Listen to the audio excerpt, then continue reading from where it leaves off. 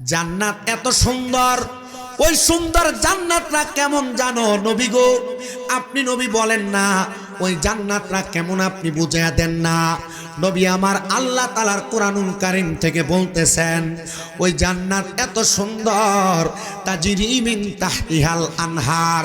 ওই জান্নাতকে আমার আল্লাহ তাআলা এমন সুন্দর করে সাজাইছেন যে জান্নাতের নিচে দিয়া আমার আল্লাহ তাআলা একটা জান্নাতের নহর প্রবাহিত করেছেন। নহর হযরতে আব্দুল্লাহ ইবনে আব্বাস রাদিয়াল্লাহু তাআলা আনহু বলেন, আমার নবীজির জবান নিঃসৃত বাণী।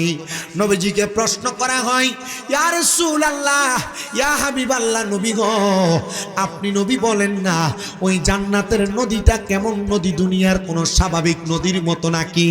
আল্লাহ আল্লাহ আল্লাহ আল্লাহ আল্লাহ আল্লাহ আল্লাহ আল্লাহ আল্লাহ আল্লাহ আল্লাহ আল্লাহ। জিকির করো জিকির করো জিকির করো মুমিন গণ, জিকিরেতে মাওলা রাজি আর রাজি নবী গণ। মারহাবা আল্লাহ আল্লাহ। জিকির করো জিকির করো জিকির করো মুমিন গণ, জিকিরেতে মাওলা রাজি আর রাজি নবী গণ। মারহাবা আল্লাহ আল্লাহ। হস্ত দিলা সেই বিবারে, জিহ্বা দিলা ডাকতে তারে, নয়ন দিলা নয়ন দিলা দেখিবারে, তবু কেন অন্ধ মন? জিকির করো জিকির করো জিকির করো মুমিন গণ, জিকিরেতে মাওলা রাজি আর রাজি নবী গণ। মারহাবা আল্লাহ আল্লাহ আল্লাহ আল্লাহ। ফকির দরবেশ বাদশাহ তুলি সেই ফুলের কলি, তার কান্দে নিয়া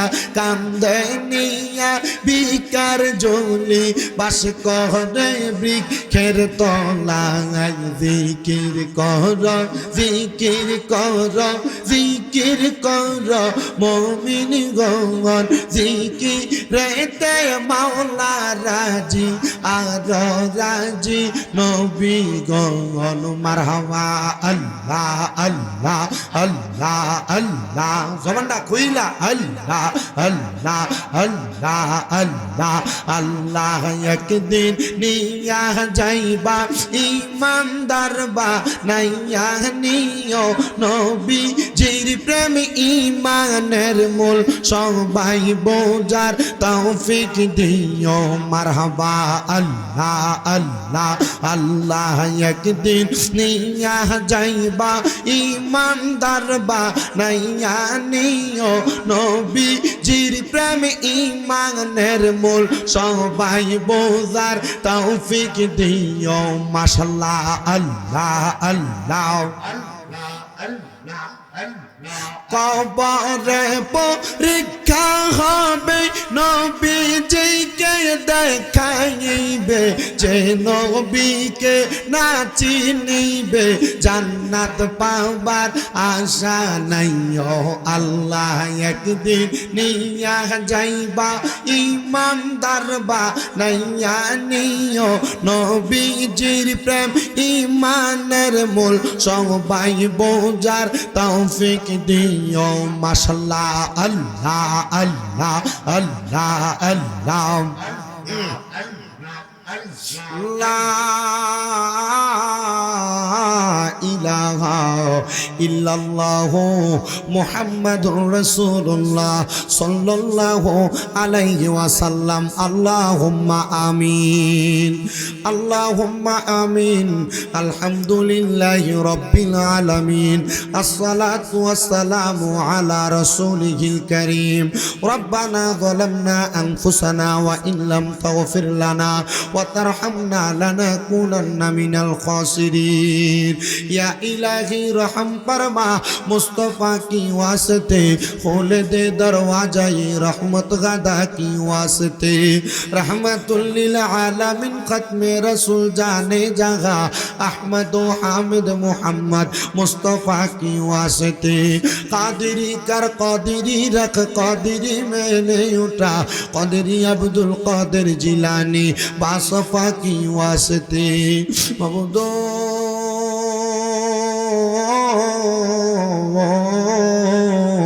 ও দয়াল আল্লাহ একটু রহমতের নজর করে তাকিয়ে দেখেন গো আল্লাহ এই কুমিল্লা জেলার অন্তর্গত বরুড়া থানাধীন জীবনপুর উত্তরপাড়া জামে মসজিদ সংলগ্ন মাঠ প্রাঙ্গণে এই এলাকার প্রবাসী এবং যুব সমাজের উদ্যোগে এলাকার পরলোক গমনকৃত সকল কবরবাসী রুহের মাগফিরাত কামনায় প্রথম বাৎসরিক ওয়াজ ও দোয়ার মাহফিল সাজায়া আল্লাহ বিশেষ করে পীর মুফতি শামসুল আরিফিন কোষবাসী পীর সাহেব হুজুর কেবলা সহ এলাকার উলামায়ে কেরাম তালেবুল ইলম বিশেষ করে দাড়ি পাকা মুরব্বী বাবারা যুবক নওজোয়ান ভাইয়েরা ছোট ছোট মাসুম বাচ্চারা মুনাজাতের মধ্যে আল্লাহ দুইটা হাত বাড়াইছে যার হাত তোমার দরবারে মায়া লাগে পছন্দ হয় ওই হাতের উসিলায় আমরা প্রত্যেকের জীবনের গুনাহ মাফ কইরা আমরারে বেগুনাহ মাসুম বান্দা বানায়া দাও আরে আমার এই জীবনপুর এবং আশেপাশে এলাকার ভাই বাবারা কিরে ভাই মাইকের আওয়াজ তোমাদের কানে যায়নি রে ভাই মুনাজাত হইতেছে রে ভাই আমার আল্লাহর দরবারে আমিন আমিন করে দুইটা হাত যদি বাড়াইয়া দাও আমরার বিশ্বাস আছে রে আমার আল্লাহ কারোর হাত খালি ফিরাইয়া দিবে না বাইরা রে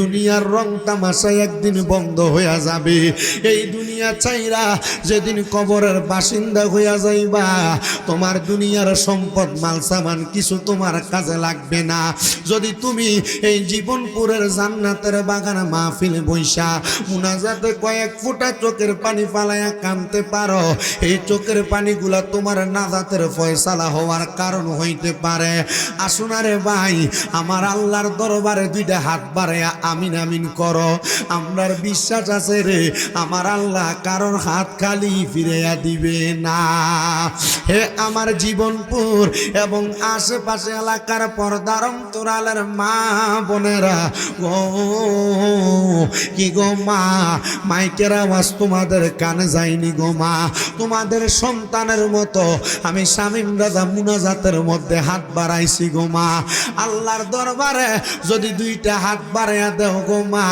আমার আল্লাহ সবার হাতগুলা কবুল করে নিবে গো মা তাড়াতাড়ি ওযু বানাইয়া তোমার ঘরের একটা কন্যার নামাজের মুসল্লাটা বিছাইয়া আমিন আমিন করে দুইটা হাত বাড়াইয়া দেও মা আম্মা গো আজকার মুনাজাত জানি না কার জন্য জানি জীবনের শেষ মুনাজাত হইতেছে গো মা তোমার মতো কত মা বোনেরা জানি গো এই জীবনপুর এলাকার গোরস্থানে মুর্দা লাশ শুয়া শুয়া রইছে আজকার মুনাজাত তার আর নসিবে হইছে না আল্লাহ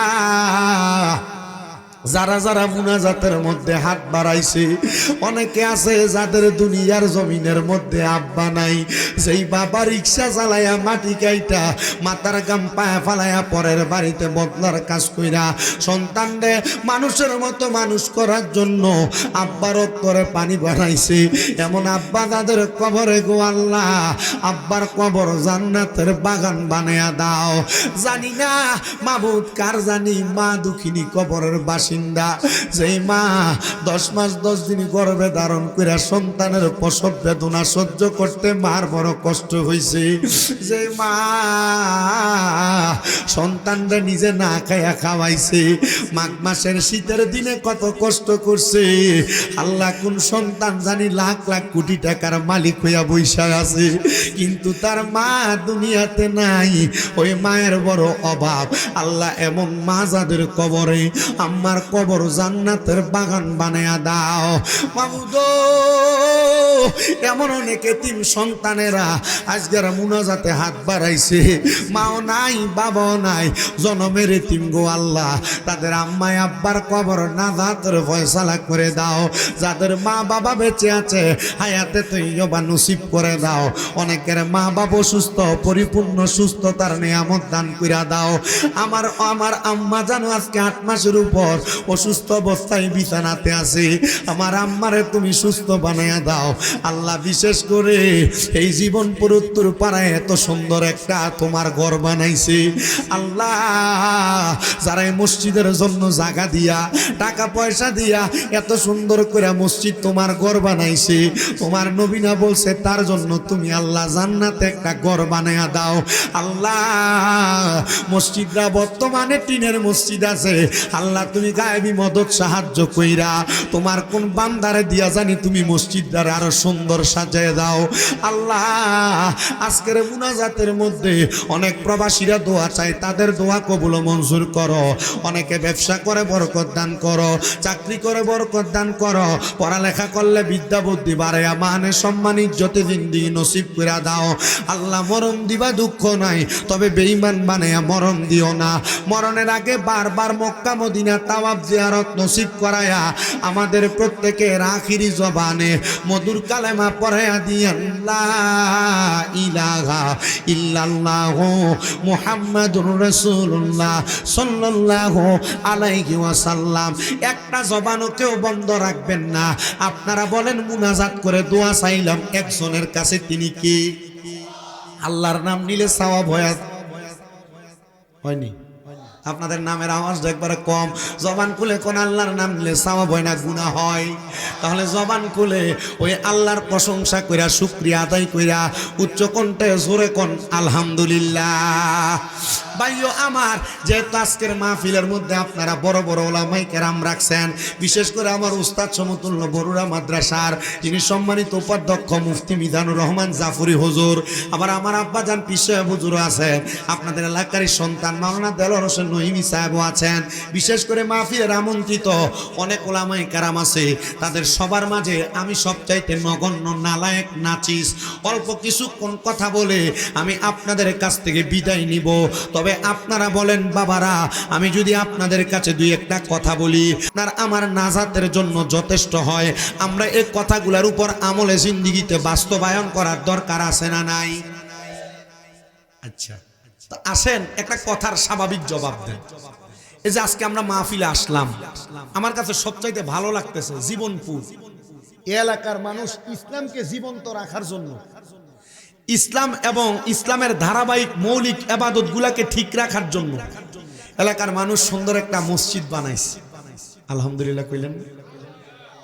জোরে কন্যা, আরো জোরে কন আলহামদুলিল্লাহ। তবে এই মসজিদ এখনো সেই মসজিদ হয় নাই। কোন মসজিদ? যেই মসজিদকে দুনিয়ার জমিনে নবীজি কিয়ামতের আলামত বলছেন, এই মসজিদ সেই মসজিদ এখনো আছে যেই মসজিদ আল্লাহ এবং তার রাসূলের সন্তুষ্টির লক্ষ্যে মানুষের ইবাদতের স্বার্থে করা হয়েছে। আলহামদুলিল্লাহ কন্যা। হুজুর, তাহলে কোন মসজিদ কিয়ামতের আলামতের মসজিদ?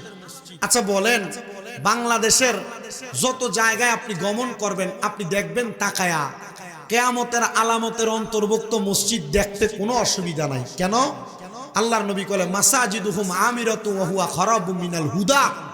কিয়ামতের আগে এত মসজিদ তৈরি হবে কিন্তু এই মসজিদগুলা হেদায়েত শূন্য হবে। কি শূন্য? আগে বাঙ্গা টিনের মসজিদ, বাঙ্গা সনের বেড়ার মসজিদ, মুসল্লি ছিল 1 নাম্বার।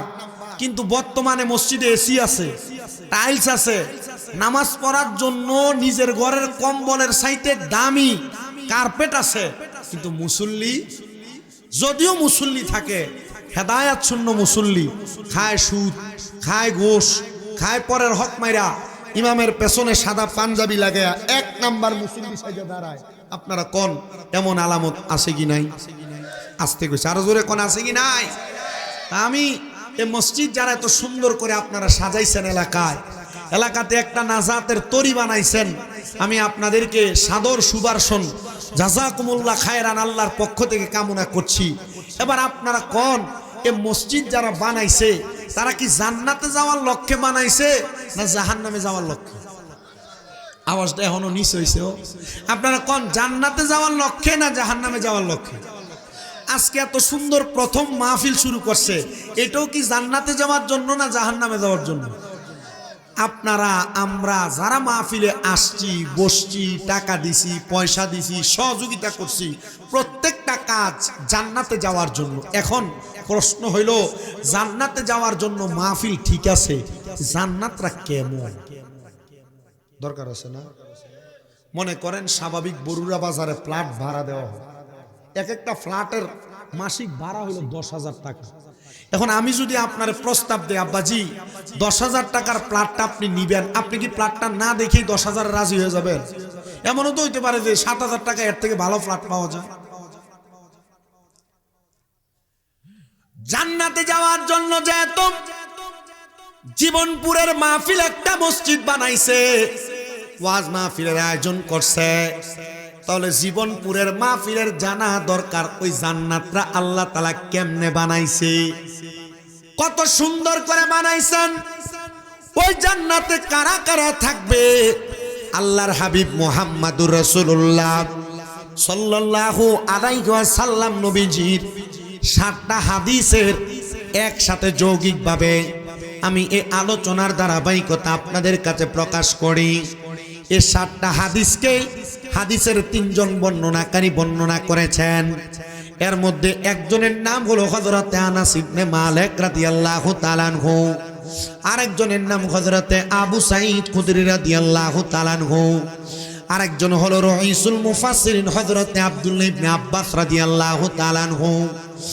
এই 3 জনের সংমিশ্রণে 7টা হাদিসে মুবারাকার উপরে আমার নবী জান্নাতের বর্ণনা দিতেছেন। হে নবীর উম্মতের দলেরা, জান্নাত এত সুন্দর, ওই সুন্দর জান্নাতটা কেমন জানো নবী গো? আপনি নবী বলেন না ওই জান্নাতটা কেমন, আপনি বুঝিয়ে দেন না। নবী আমার আল্লাহ তাআলার কোরআনুল কারীম থেকে বলতেছেন, ওই জান্নাত এত সুন্দর, তাজরি মিন তাহতিহাল আনহার। ওই জান্নাতকে আমার আল্লাহ তাআলা এমন সুন্দর করে সাজাইছেন যে জান্নাতের নিচে দিয়া আমার আল্লাহ তাআলা একটা জান্নাতের নহর প্রবাহিত করেছেন। নহর হযরতে আব্দুল্লাহ ইবনে আব্বাস রাদিয়াল্লাহু তাআলা আনহু বলেন, আমার নবীজির জবান নিশ্চিত বাণী। নবীজিকে প্রশ্ন করা হয়, ইয়া রাসূলুল্লাহ, ইয়া হাবিবাল্লাহ, নবী গো আপনি নবী বলেন না ওই জান্নাতের নদীটা কেমন নদী, দুনিয়ার কোনো স্বাভাবিক নদীর মতো নাকি? না না না, আমার আল্লাহ তাআলা যখন 26 তারিখ রজব মাসের দিবাগত রাত্রি 27 তারিখ আমার নবীকে মেরাজে গমন করায়া আমার আল্লাহর বাড়িতে নিয়ে গেছেন, আমার আল্লাহ তাআলা বারাকনা হাওলাহু লিনুরিয়াহু মিন আয়াতিনা, আল্লাহ তাআলার নিদর্শন দেখানোর জন্য আমার মদিনার নবীকে আল্লাহ তাআলা ঊর্ধ্বগমন করাইছেন।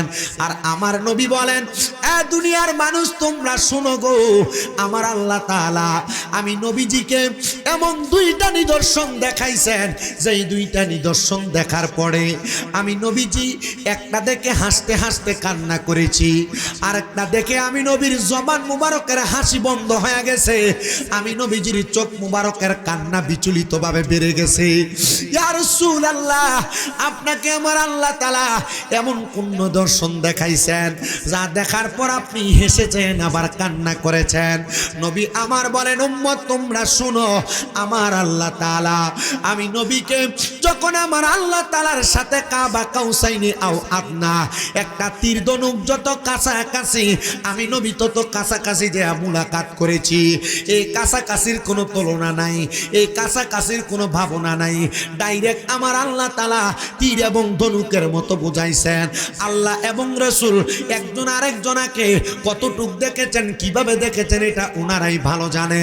মুসলমান, আমার নবী বলেন, আমার আল্লাহ তাআলা যখন আমি নবীরে আমার আল্লাহ তাআলার সাথে সাক্ষাতের পরে আমি নবীকে জান্নাত এবং জাহান্নাম নামক 2টা নিদর্শন দেখাই গো। আমি নবীজি সর্বপ্রথম জান্নাতের কাছে যাওয়ার আগে জান্নাতের অনেক দূরের রাস্তা, আমি নবীর নাক মুবারকের মধ্যে একটা সুঘ্রাণ আসতেছিল। আমি প্রশ্ন করলাম, ইয়া রাব্বে কারীম আল্লাহ, এমন সুঘ্রাণ কেন আমার নাকে লাগে? বলে এটা হলো জান্নাতের সুঘ্রাণ। আমার নবী বলেন এত দূরত্বের রাস্তা, জান্নাতের সুঘ্রাণ আমি নবীর নাক মুবারকে লাগে। নবীজি কেমন দেখেছেন? বলে জান্নাত বড় সুন্দর। শুধু সুন্দর না, আমার আল্লাহ তাআলা যেই রজব মাসের ২৬ তারিখ দিবাগত রাতে আমার নবীরে মেরাজ করাইছেন, ওই জান্নাতের মধ্যে যেই নদী আমার নবী দেখে আসছেন, হযরতে আব্দুল্লাহ ইবনে আব্বাস রাদিয়াল্লাহু তাআলা হাদিস কোট করে বলেন, জগতের মানুষ ওই নদীটার নামও আমার নবী বলেছেন রজব নদী। জবান খুলে উচ্চ কণ্ঠে জোরে জোরে বলেন আল্লাহু আকবার।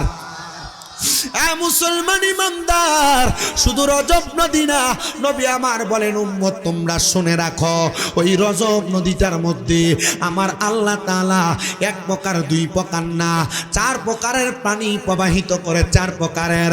চাঁদপুরের নদীর মোহনার মধ্যে এক রকমের পানি হলো ঘোলা রঙের, আর এক রকমের পানি হলো সাদা নীল রঙের। ও মুসলমান, যদি আমার আল্লাহ তাআলা দুনিয়াতে এমন নিদর্শন বাংলাদেশের চাঁদপুরে দেখাইতে পারে, জান্নাতের মধ্যে তো আমার আল্লাহ এর চাইতে আরো বড় নিদর্শন দেখাইতে পারে। নবী আমার বলেন উম্মত, ও উম্মতের দলেরা, দুনিয়ার জমিন থেকে জান্নাত দেখার পরে আমি নবী তাকে দেখলাম ওই জান্নাতের নদীর মধ্যে আমার আল্লাহ তাআলা 4 প্রকারের পানি রাইখা দিছে। সাহাবায়ে কেরাম বলে নবী গো, আপনি বলেন না ওই 4 প্রকারের নদী আমার আল্লাহ তাআলা কেন কোন কারণে রাখলেন? বলে 4 প্রকারের নদীর মধ্যে এক প্রকারের পানির নাম হলো ইন্না আতাইনা কাল কাউসার, কাউসারের পানি, সেই পানি পান করলে কোনোদিনই পিপাসা লাগবে না। 2 প্রকার আরেকটা পানি, ওই পানিটার নাম হলো সারাবাম তাহুরা, পবিত্র পানি, ওই পানিটা আমার আল্লাহ তাআলা মুমিনদের জন্য রাখছেন। আরেক প্রকার পানি আছে যেটা হলো জান্নাতের লাবান মানি দুধ। ও নবী গো, ওই পানি কারা পান করবে? নবী আমার বলে তারা পান করবে যারা কোনোদিন দুনিয়াতে মানুষের সম্পদ দখল করে নাই, অন্যায়ভাবে মানুষের মাল সামান নিয়ে যায় নাই, তারা ওই জান্নাতের লাবান দুধ পান করবে। নবী আমার বলেন আর 4 নাম্বার আরেকটা পানির নাম হলো জান্নাতের মধু। নবী গো, জান্নাতের মধু কারা কারা পান করবে? আমার নবী বলেন জান্নাতের মধু তারা পান করবে যারা কখনো তাদের জবানের ভাষা খারাপ করে নাই, মানে ফায়সা কথা বলে নাই, গালি দেয় নাই, মিথ্যা কথা বলে নাই, নাফাকি করে নাই, এক কথায় ফাসিকি প্রকাশ করে মিথ্যা কথা গালিগালাজ করে নাই নবীজি। তাহলে আগের 2 প্রকার পানি, 1 নাম্বার কাউসারের পানি কারা কারা পান করবে? আমার নবী বলে যাদের অন্তরের মধ্যে আল্লাহ নবীর প্রেম থাকবে, মোহাব্বত থাকবে, তারা ওই কাউসারের পানি পান করবে। জীবনপুরের বাবা, আপনারা যারা মাহফিল সাজাইলেন, এত সুন্দর মসজিদ করলেন রে বাবা, আপনারা তো দুনিয়ার কাউরে খুশি করার জন্য মসজিদ করেন নাই, মাহফিল করেন নাই, আপনারা বলেন একজনকে খুশি করার জন্য মসজিদ করেছেন, মাহফিল করতেছেন। একজন যিনি, তিনার নাম কি? আওয়াজ আসতে হয়েছে, ডান হাতটা তুইলা ডাক দেন আল্লাহ। অনেকে হাত ধরে নিছে, হাত ঢুকাইছে, চিন্তা করতেছে হাতটা উঠেলে ঠান্ডাটা বেশি করে। আপনার কি কষ্ট হইতেছে? ঠান্ডাটা দেখেন একটু কমে গেছে না? হ্যাঁ, কমছে না? আমি আগে যে কমানোর একটু চিন্তাধারা রাখি, আর ইনশাআল্লাহুল আজিজ আমি এতটুকু বিশ্বাস রাখি, আপনার যে শামসুল আরিফিন খুশবাসী হুজুর আননে রাখছেন, উনি যেখান থেকে খেলাফত প্রাপ্ত, এটা একটা গরম দরবার, নরম না গরম। যেই দরবারের পীর সাহেব হুজুর কেবলার নুরানি সোহবতে থাইকা চোখের পলকে ওনারা বৃষ্টি আনাইতেন, চোখের পলকে বৃষ্টি বন্ধ করাইতেন। মারহাবা কন্যা, মহান হাস্তিদের দরবার সেটা। তা আপনাদের কাছে আমার এতটুকু আবদার, যেহেতু আমরা জান্নাতের বাগানে বসছি, দুনিয়ার ঠান্ডা, শীতলতা বা শৈত্যপ্রবাহ এটা আমাদের জন্য নরমাল না। আমাদের কথা হচ্ছে আমরা এই দুনিয়াতে এই জান্নাতের বাগানে বসছি তো একজনকে খুশি করতে, মাহফিল তো করতেছি একজনকে খুশি করতে, মসজিদও করছি একজনকে খুশি করতে। কইছিলাম হাতটা তুইলা জোরে কইতে, কারণ যারা এখনো জীবনপুরের বাজারে আর চা দোকানে, এরা মনে করছে মাহফিলে মানুষ নাই, কিন্তু এখানে যে আশেকের রাসূলের অভাব নেই এরা জানে না। একটু ডান হাত তুইলা জোরে কোন আল্লাহ, না না না, এটি ফলাইনের আওয়াজ, একটু জোরে কোন না আল্লাহ। 2টা হাত তুলা কোন ইয়া রাসূলুল্লাহ। উচ্চ কণ্ঠে বলেন ইয়া ওলি আল্লাহ। আল্লাহ কবুল করক, জোরে কোন আমিন, আর মহাব্বতে কন্যা আমিন। বন্ধু, আমি আপনাদেরকে জান্নাতের বর্ণনা দিতেছিলাম। তাহলে আল্লাহ এবং রসুলকে খুশি কইরা যারা দুনিয়া থেকে কবরে যাইতে পারবে তারা কাউসারের পানি পান করবে। স্বাভাবিক কোনো পানি না, কিয়ামত পর্যন্ত ওই কাউসারের পানি যারা পান করবে তাদের পিপাসা লাগবে না, পিপাসা লাগবে না, পিপাসা লাগবে না। মুসলমান, নবীর উম্মতের দলেরা, 2 নাম্বার যে পানির কথা বলেছিলাম সারাবাম তাহুরা, ওটা হলো পবিত্র পানি।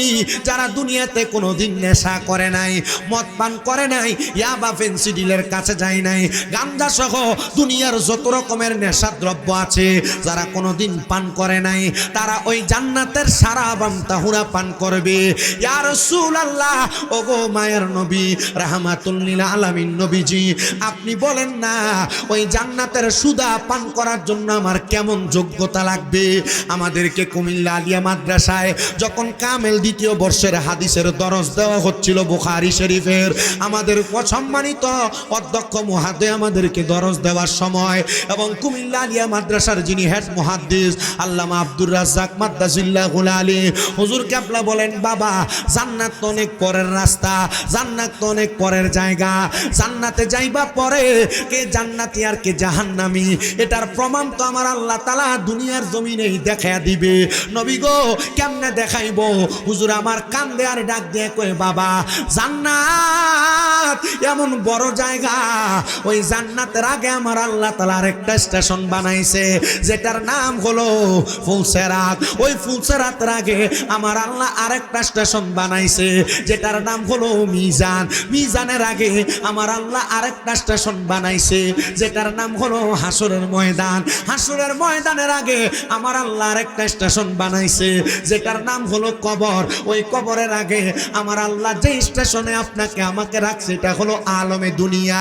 কিন্তু মুসলমান, আমার নবী বলে আলমে দুনিয়া এবং আলমে বরজক এই 2টা জায়গার মাঝখানে আমার আল্লাহ তাআলা একটা ময়দান রাখছে, একটা সীমাবদ্ধতা রাখছে, একটা বিছানা রাখছে। ওইটার নাম হলো সাখরাতুল মাউত।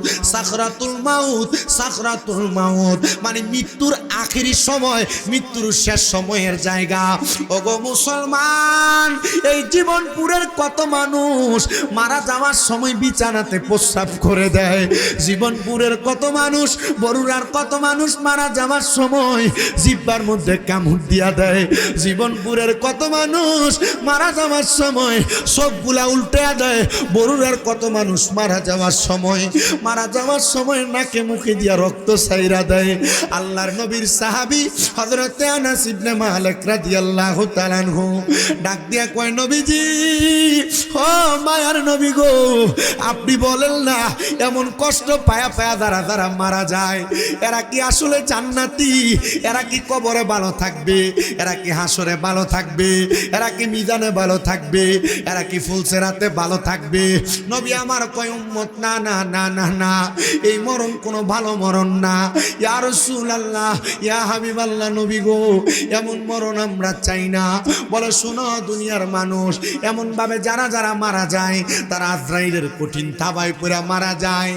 মুসলমান, আল্লাহর নবী রাহমাতুল লিল আলামিন নবী বলেন, দুনিয়ার মানুষ আমার আল্লাহ তাআলা যখন কোনো বেঈমান, কোনো বেনামাজি, কোনো হারামখোর, কোনো গুনাহগারের রূহ নেওয়ার জন্য আমার আল্লাহ আজরাইলকে পাঠাইবো, ওই আজরাইলকে পাঠানোর আগে আমার আল্লাহ এমন 2টা ফেরেশতা পাঠাইবো যেই ফেরেশতাদের চোখগুলার রং হবে নীল রঙের। যেই ফেরেশতাদের কি দেখার সাথে সাথে আল্লাহর বান্দা ভয়ে বিছানাতে প্রস্রাব পায়খানা করে দিবে। বিছানাতে প্রস্রাব পায়খানা করে দিলে মানুষটার ওযু চলে যায়, ওই মানুষটা ঈমান নিয়ে মরার মতো অবস্থা থাকে না। কারণ যে জায়গায় অপবিত্রতা থাকে ওই জায়গায় ফেরেশতা গমন করে না। এ মুসলমান, হ্যাঁ নবীর উম্মতের দলেরা, শোনো শোনো শোনো, ওই বন্ধু ওই বেঈমান বান্দা বেআমল বান্দাটার রূহটা কবজ করার সময় ওই বান্দাটার অবস্থা বড় নাজেহাল, ওই বান্দাটার অবস্থা বড় খারাপ। বান্দাটার সামনে মালাকুল মউত আজরাইল আগমন করলো, সাথে সাথে ওই বান্দাটা আজরাইলের সঙ্গে কথা বলার চেষ্টা করে। আপনি দেখেন না, আমি দেখি না, কিন্তু জানেন রে মানুষ, জানেন আজরাইলের সঙ্গে বান্দা যখন কথা বলে বান্দার শরীরের একটা রক্তনালী বাদ থাকে না, যেগুলা দিয়া রক্ত প্রবাহিত হয় না। বান্দা বলতে থাকে, রে আজরাইল, আজরাইল এখনো পর্যন্ত মরণের প্রস্তুতি গ্রহণ করি নাই, মরণের সামান রেডি করি নাই। দুনিয়াতে আপনি আপনার মেয়ের জামাইয়ের বাড়িতে গেলে যাওয়ার সময় কত মাল সামান নিয়ে যান, শ্বশুর বাড়িতে যাইতে মিষ্টি ফলমূল নিয়ে যান। ওই কবরে যে যাইবা জীবনপুরের বাবা ও পর্দার অন্তরালের আম্মুজিরা, একটা বার কি কবরের সামানগুলা রেডি করছো? বান্দা ডাক দিয়া বলবে, রে ফেরেশতা এখনো পর্যন্ত কবরের মাল সামান রেডি করি নাই, একটু সুযোগ দাও। তখন আর বান্দারে সুযোগ দেওয়া হবে না। মানুষ কেন জিহ্বায় কামড় দেয়? শোনো শোনো শোনো রে মুসলমান, তখন বান্দাটার দুইটা দাঁতের চোয়ালের মাঝখানে জিহ্বাটা এমন ভাবে কামড় পড়া যাবে, কামড় পড়া যাবে, বান্দা কোনো কথা বলতে পারবে না। হ্যাঁ মানুষ, শুধু বান্দা কথা বলতে পারবে না এমন না, শুধু বান্দা কথা বলতে পারবে না এমন না। ওই বান্দাটা যখন তার মরণের বিছানায় পড়ে থাকবে, আর একটা ছুরি দিয়ে আঘাত করতে কেউ আসলে বারবার বাধা দেয় মানুষ যেন তারা আঘাত না করে।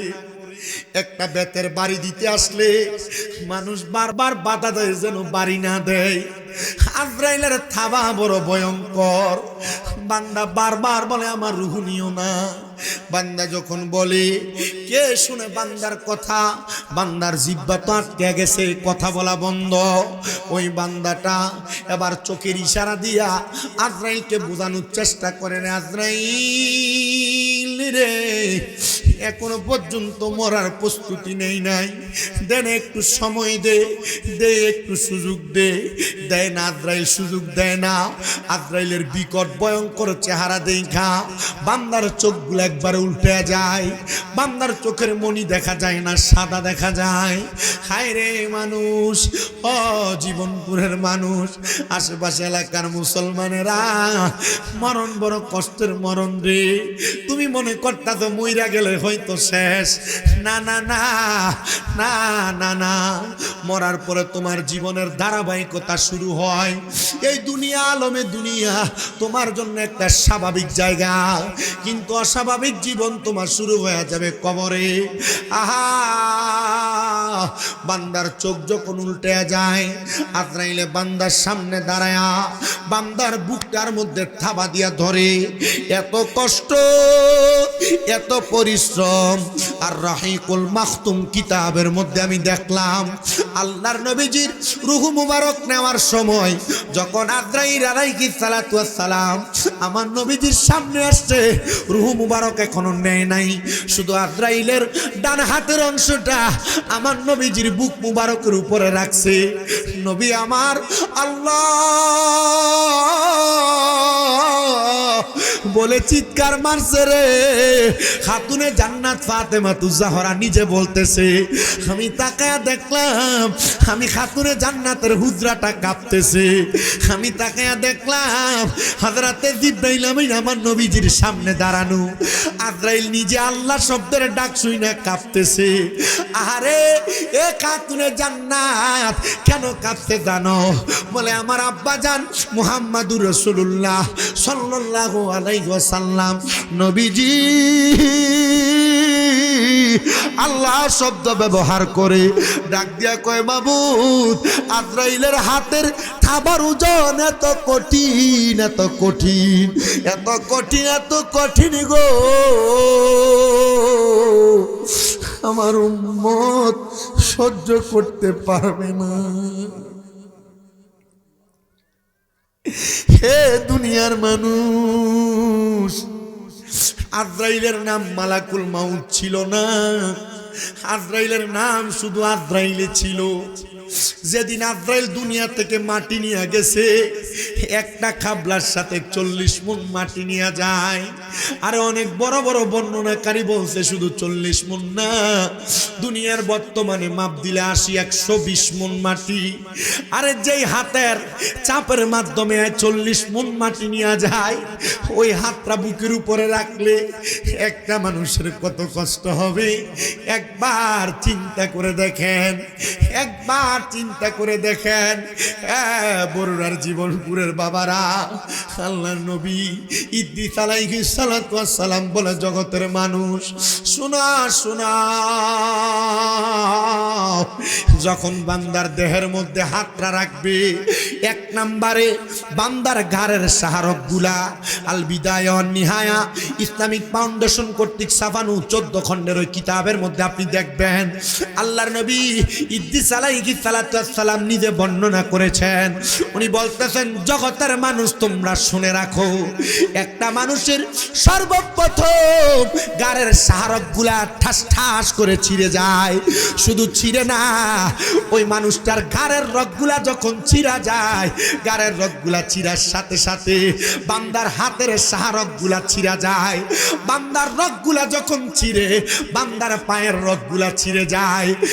মানুষ তোমার কত বাহাদুরি, মানুষ তোমার কত সর্দারি, এই মানুষ তোমার কত গরম কথা, চলবে না চলবে না, আজরাইলের সামনে তোমার চলবে না। তুমি কখন মরবা একবার তোমার চিন্তা নাই, তোমার ধারণা নাই। হাইরে মানুষ, একটাবার চিন্তা করে দেখো, এই ধারণা তোমার থাকলেও তুমি মরবা, না থাকলেও তুমি মরবা। নবী বলে, ধারণা করতে করতেই মারা যাও। কারণ যদি দুনিয়াতে কোনো মানুষ মাত্র 20 বার দৈনিক মরার কথা স্মরণ করে, ওই মানুষটার মরণ শহীদের মরণ হয়।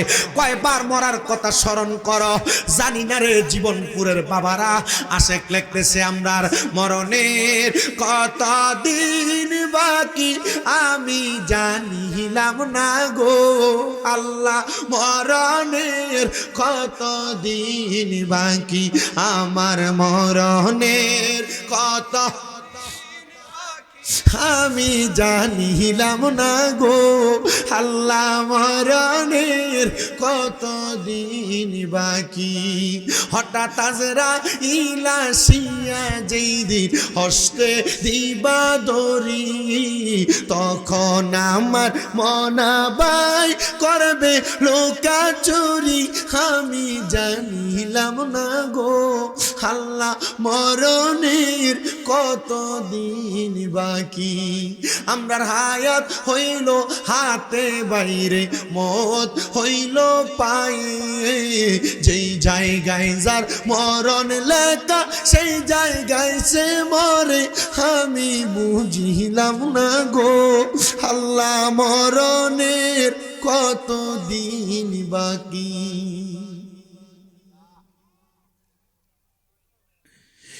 জীবনপুরের মানুষ, এতগুলা মানুষ যে প্যান্ডেলে বসে আছেন, কেন কোনো আওয়াজ নাই, কেন কোনো কথা নাই, কেন কোনো একটা টো শব্দ পর্যন্ত বের হচ্ছে না? কারণ এই মরণকে সবাই ভয় পায়। এই মরণকে সবাই ভয় পায়, কিন্তু ভয় কইরা মানুষ মসজিদে যায় না। সামান্য মশা কামড় দিবে, মশারি টানায় ঘুমায়, এরসল কিনে আনে, দামি দামি মশার কয়েল যেটা সেটা কিনে আনে। কিন্তু মানুষ মশার ভয়ে যে তুমি মশারির তলে ঢুকলা, বাঁচা সম্ভব না। মশারির সাথে হাতটা একটু লাইগা থাকলে মশারিটার উপর দিয়া কামড়ায়। কিন্তু জানো জানো জানো, যদি তুমি মরণকে ভয় কইরা আল্লাহর ঘর মসজিদে ঢুকতা, ওয়াজ মাহফিলে ঢুকতা, জীবনটার হেদায়েতের রাস্তায় ঢুকাইতা, আল্লাহর কসম করে বলি, মরণ থেকে যদিও তুমি বাঁচতে পারতা না, কিন্তু এমন বেঈমানের মতো মরতা না যেমন ভাবে রক ছিঁড়া যায়। নবী কয় শুধু রকটা ছিঁড়ে ভুলে গেছেন, রক ছিঁড়া পর্যন্ত হয়েছে। আমার সময় আজকে খুব কম, তবে কম হইলেও যে সময়, এ সময় আমার ওয়াজ শেষ হবে না। আমি এই সাইডটাতে, এই কর্নারটাতে একবারে কম আইছি, শুধু একবার মোস্তফা হুজুরের দাওয়াত আইছিলাম না, এই যে কোন জায়গা সোলাপুকুরিয়া, একবার আইছিলাম। এরপর আর এদিকে আইসিনি, এই সাইডটা তারা আসিনি।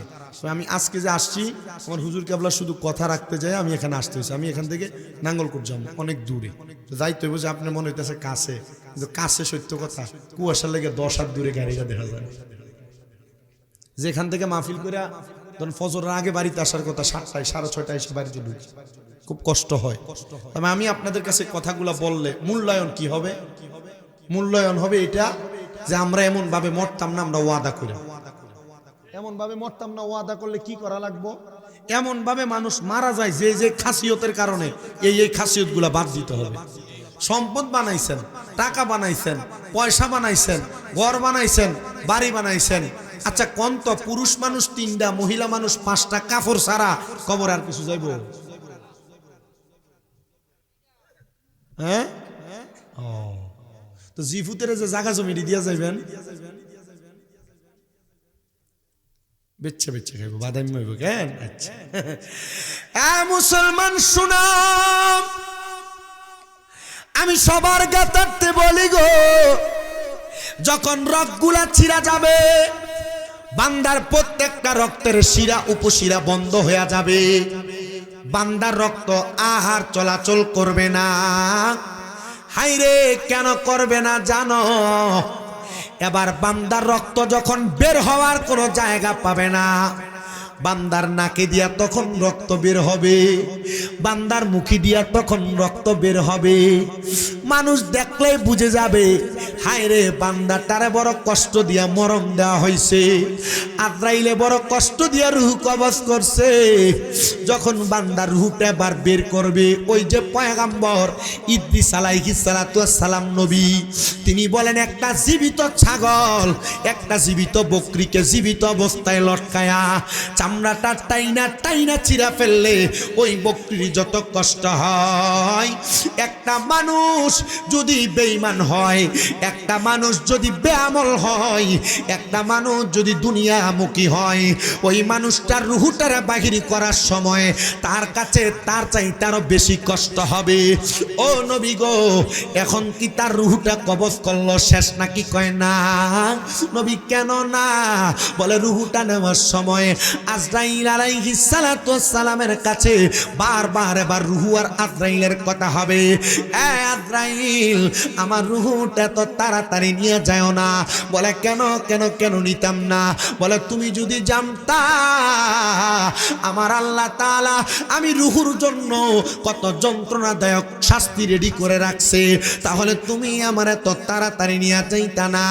এ আজরাইল, আমার রুহুটারও আস্তে আস্তে নিয়ে যাও। আজরাইল আলাইহিস সালাতু ওয়াস সালাম একটা সাদা রঙের কাপড় দ্বারা বান্দাটার নাকের মধ্যে এমন ভাবে আবদ্ধ করে রাখবে, ওই বান্দাটার আজরাইলের নাকের মধ্যে এমন ভাবে আবদ্ধ করে রাখবে, বান্দার রুহুটা নিয়া আজরাইলে প্রথম আসমানে যাবে। আসমানের ধারাবাহিকতায় ডান দিকে 19 জন ফেরেশতা থাকবে, বাম দিকে 19 জন ফেরেশতা থাকবে। ওই ফেরেশতারা যখন কোনো বেনামাজি, যখন কোনো হারামখোর, যখন কোনো সুদখোর ঘুষখোর বাজে মানুষের রুহুটা দেখবে, ফেরেশতারা দেইকা তখন ওই রুহুটার দিকে থু থু থু থু নিক্ষেপ করবে। ইয়া রাসূলুল্লাহ, থুতু নিক্ষেপ করবে, এটা তো ভালো জিনিস না। নবী গো, কেন থুতু নিক্ষেপ করবে? বলে এটা আমার কথা না রে। ফেরেশতা আজরাইল তখন জিজ্ঞাসা করবে, এ ফেরেশতার দল, তোমরা কেন বান্দার দিকে থুতু নিক্ষেপ করো? বলে আজরাইল আগে আপনি জবাব দেন, আপনি কেন কাপড় লাগাইলেন? আজরাইল বলবে বান্দা নামাজ ছেড়ে দেওয়ার কারণে, বান্দা রোজা ছেড়ে দেওয়ার কারণে, বান্দা ইবাদত ছেড়ে দেওয়ার কারণে বান্দার রুহটা একটা দুর্গন্ধযুক্ত রূহ হয়ে গেছে, এই জন্য আমি কাপড় লাগাইছি। ওই ফেরেশতারা এক বাক্যে জবাব দিবে, আপনি যেই কারণে নাকের মধ্যে কাপড় লাগাইছেন, আমরা এই কারণে বান্দারে থুতু নিক্ষেপ করছি। যুবক ভাই, মুরব্বী বাবা, পর্দার অন্তরালের মা বোনেরা, গুনাহ করতেছো করতে থাকো, নামাজ ছাড়তেছো ছাড়তে থাকো, পরে পরের হক খাইতে থাকো, সম্পদের বাহাদুরি করতে থাকো। তবে মনে রাখবা তোমার রুহটা একটা দুর্গন্ধযুক্ত রূহ তৈরি হইতেছে। এই রুহের দুনিয়া তো দাম নাই, ফেরেশতার কাছেও কোনো দাম নাই। তখন রুহটা নিয়া ফেরেশতারা সামনের দিকে যাইতে চাইবে। আমার আল্লাহর আসমানের প্রথম দরজা বন্ধ, ডাইনের দরজা বামের দরজা বন্ধ। বান্দার জন্য একটা জায়গায় খোলা আছে। আল্লাহ গো সেই দরজাটা কোনটা? কয় ফি নারি জাহান্নামা খালিদিনা ফিহা। বান্দার জন্য চিরস্থায়ী জাহান্নামের দরজা, জাহান্নামের আগুনের দরজাটা খোলা থাকবে। ওই বান্দাটারে জাহান্নামের দরজা দিয়ে যখন প্রবেশ করাবে, একদিন দুই দিন না, একটা জাহান্নামী বান্দারে আমার আল্লাহ তাআলা কমপক্ষে 3000 বছর জাহান্নামের আগুনে জ্বালাইব। বেশি উপরের ক্লাসের হাদিসের কিতাব পড়া লাগবে না, মাদ্রাসা লেভেলের ক্লাস 9 10 হাদিসের কিতাব পড়া দেখবেন, আকাইদের কিতাবের মধ্যে পড়া দেখবেন।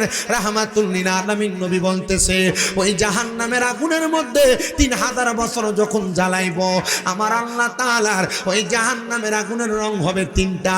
1 নাম্বার লাল রঙের আগুনের মধ্যে বান্দাটার 1000 বছর জ্বালাইব, বান্দার শরীর নিশ্চিহ্ন হয়ে যাবে। আবার আমার আল্লাহ ফায়াকুন বলে বান্দার দেহটার তৈরি করবে, আবার জ্বালাবে। ফেরেশতারা প্রশ্ন করে, ওগো রব্বে কারীম আল্লাহ, নবীর সাহাবায়ে কেরাম প্রশ্ন করি, ইয়া রাসূলুল্লাহ আপনি বলেন না গো নবীজি, বান্দারে কেন জ্বালাইব, আবার বানাইবো আবার জ্বালাইবো? কয় একদিন 2 দিন না, দুনিয়ার 500 বছর, জাহান্নামের আখিরাতের একদিনের সমান রে, একদিনের সমান রে। 1000 বছর যখন জ্বালায়া বান্দার শরীরটারে আঙ্গার বানাইয়া দিব। কারণ প্রশ্ন করবে, একবার বানলেই তো চলে। কয় বান্দা একবার গুনাহ করে নাই, বান্দা বারবার গুনাহ করেছে। বান্দা এক ওয়াক্ত নামাজ ছাড়ে নাই, বান্দা বারবার নামাজ ছেড়েছে।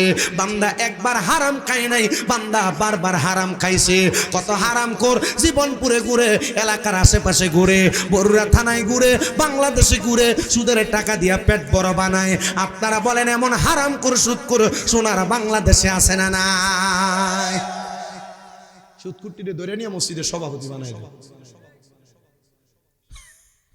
এলাকার সর্দারি আর মাতাব্বরি দায়িত্বটা সুদকুটিরে দেয়, আসেনি? আর আমারও কেমন জানি এটি কেমন বেজ্জুতের এটি সুদ খায় ঘুষ খায়, এটি আমার মসজিদের হদ্দারি করতে যাবি লেগে আমার বুঝে আইয়া না, আসেনিও না আপনার মাতে আছে তিতাস আছে, শরম আছে নিডি। এ বরুড়া থানাতে, বরুড়া থানা সুদের ওয়াজ করার পরে 3 বছর টানা দাওয়াত দিছে, পরের বার দাওয়াত দিছে না। বরুড়া থানাতে তো 1 বছরে মাহফিল করছে 68, পরের বছর কইছি করতাম না 28টা, এর পরের বার কইছি একটু কম কইরাম 24টা। এবার এইটা আমি আমার দিয়েছি, আমার বরুড়া তার কোনো মাহফিল আসিল না। আমার মাহফিল এবছর আমি হিসাব করে দেখছি যে প্রথম থেকে পর্যন্ত 16টা না 17টা শুধু বরুড়া দিতে পারছে। এখন ফোন দিলে আর পারি না, রমজানের আগ পর্যন্ত আলহামদুলিল্লাহ মাহফিল। তবে এই যে ডাবলিং এর কারণে শুধু হুজুরে দিতে পারছে। আমার কথা হয়েছে এই জায়গায়, তখন এনে সুদের ওয়াজ করছি, ফলা হয়নি, পরের বছর কইছে এ হুজুর শামীম রেজারে লাগবে। যে 3টা কামলা, এই 3টে কইছে যে তোরা কে আর হুজুর দেওয়া হচ্ছে,